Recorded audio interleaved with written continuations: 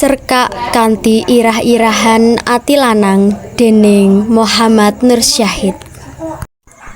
Dek wingi kencan karo Wati, esoke genti kencan karo Wulan. Terus esoke maneh embuh genti kencan karo sapa maneh? Apa mbaleni kencan karo Wati maneh? Embuh ora weruh. Awit yen kencan biasane tanpa rencana, spontan, gumantung karo neteng ati. Tumrap Abimanyu, kerep gonta-ganti pasangan kencan sajak dianggep kepenak wae. Senajan resikone nganggo mbayar, tumrap Abimanyu ganteng lan gagah. Bareng saiki kantonge ajeg kandel, pepengenane dadi mundhak akeh. Bareng diangkat dadi kasir ana ing perusahaane, bayarane pancen mundhak akeh. Kuwi durung ketambahan duit lembur, bonus macem-macem lan liya-liyane sing sesasine yen diklumpukake ngungkuli bayarane. Dadi saumpama arep golek bojo maneh siji utawa loro, Abimanyu ya bisa, nanging kuwi disirik. Mundhak gawe gendro. Wong wadon endi sing gelem dikmadu sakliyane para putri nalika jaman ratu-ratu biyen? Abimanyu wis rumangsa mulya duwe bojo ningrum sing setya bekti kang wis menehi anak siji wadon umur 2 tahun, Titin. Ganggu sisihane liyan utawa ngajak kencan karo wong wadon becik-becik uga disirik. Mundhak malah gawe repot, ngrusak pager ayu lan ngrusak dina tembene wong wadon becik-becik kanthi katresnan pulasan. Kuwi dosa gedhe. Ing sawijining dina bubar nglembur, Abimanyu dumadakan rumangsa kangen banget karo Wati. Mula terus langsung mlayokake mobile menyang omahe wong ayu sing kerep dikencani kuwi. Banjur korupsi nampa sogok lan besel kuwi uga disingkiri adoh, awit kuwi duit sing haram alias ora halal. Mangan duit sing kaya ngono ora bisa dadi daging, ya kuwi antara liya apike wong lanang sing jenenge Abimanyu. Wis pirang dina tindak mrene Mas, sajake wis duwe pacar anyar ya.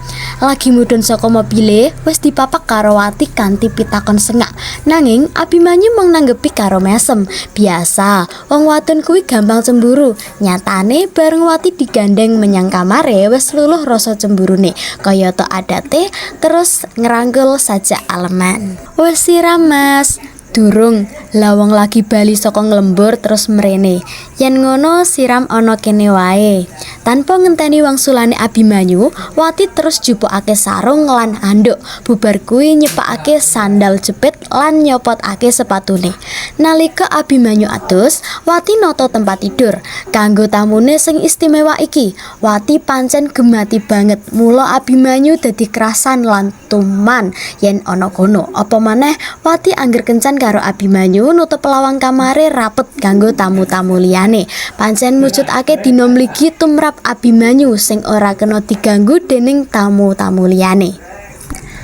Bareng Abimanyu bali mlebu kamar maneh, wis ngumandang lagu kesayangane Woman in Love kang dinyanyekake dening Barbara sing disetel lirih.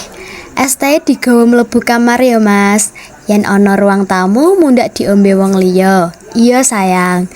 Wati kang turun banjur krengkengan tangi njupukake es teh Abimanyu sing diseleh ana meja ruang tamu. Apa acarane saiki? Kumecap Abimanyu sawise Wati mlebu kamar maneh karo nyelehake es teh ana kenap cedhak tempat tidur. Ngrungokake lagu-lagu romantis karo ngobrol-ngobrol dhisik ta. Wangsulane wong wadon kuwi karo mapan turu ing sandinge. Banjur kangen-kangenan kaya biasane, Abimanyu ngrangkul karo bisik-bisik. Sakarone banjur guneman pating klesik. Sebanjure kamar kuwi sepi kari kesenan lagu-lagu lirih sing bandul menyang alam pangimpen. Nalika arep menyang kantor, Abimanyu kondo marang sisihane yen mulai mengko rada telat sebab nglembur. Nanging baline aja bengi-bengi yo Mas, sebab anakmu lagi kurang sehat. Sawengi aku ora bisa turu sebab Titin rewel terus. Welinge ningrum nalika dipamiti Abimanyu ngiyani. Iki kanggo mriksakake Titin. Sadurunge ninggalke omah, Abimanyu ngulungake dhuwit sacukupe kanggo mriksakake Titin menyang dokter. Iya Mas, tenan yo baline aja bengi-bengi. Ujare ningrum maneh sajak memelas. Nalika mobile wis ninggalake pelataran, Abimanyu dumadakan kelingan yen mengko sore kencan karo Wulan. Kemangka Wulan ngajak nginep ana Tawangmangu. Dadi langka yen dheweke arep jugarake kencan karo wong ayu kuwi. Awet wis kadung janji dek wingi, karo meneh rak wis sesasinan ora kencan karo Wulan. Terus sapa sing dikalahake? Wulan apa anak bojone? Mula ana kantor, atine Abimanyu ora jenjem. Mas Abimanyu, tenan lho, sakwise kondur saka kantor, terus langsung ngampiri aku. Ora perlu ndadak kondur dhisik, mundak nyuwen-nyuweni laku. Mengkono welinge Wulan wanti-wanti dek wingi. Abimanyu gelo banget, gene yo mau ndadak kondo marang Ningrum yen saguh mulih rodok sore. Nanging Abimanyu yo ora bisa nyalahke sisihane, awet anake pancen lagi ora sehat, perlu ditunggoni bapake. Nanging banjur Wulan kepriye? Terus Wati uga kepriye?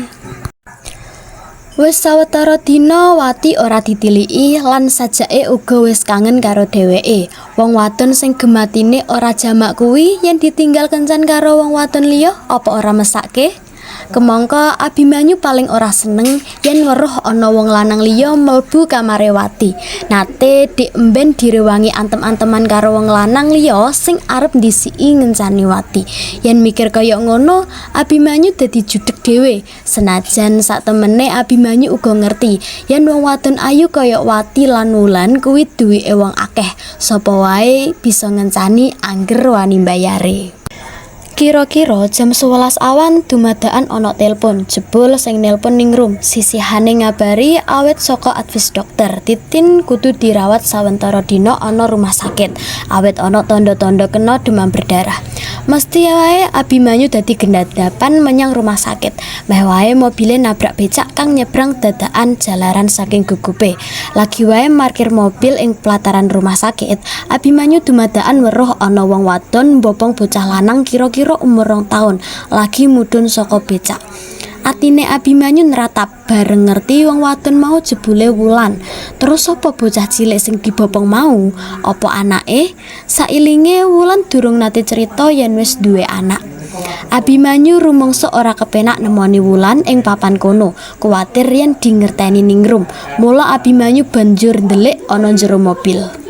Saka kaca mobil, Abimanyu weruh Wulan katon gupuh mlebu rumah sakit. Sajake bocah cilik sing dibopong mau wis kritis, sing enggal-enggal mbutuhke pitulungane dokter.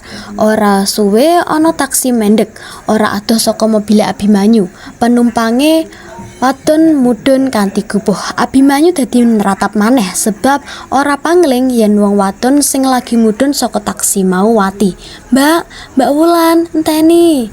Bareng ana sing ngundang jenenge, jangkae Wulan dadi kandhek. Bocah cilik sing dibopong Wulan banjur direbut, terus dikekep-kekep karo ditangisi. Abimanyu sapandurat kaget bareng weruh sesawangan kuwi. Jalari saya kami wedan yen nganti disumurupi wong wadon loro kuwi.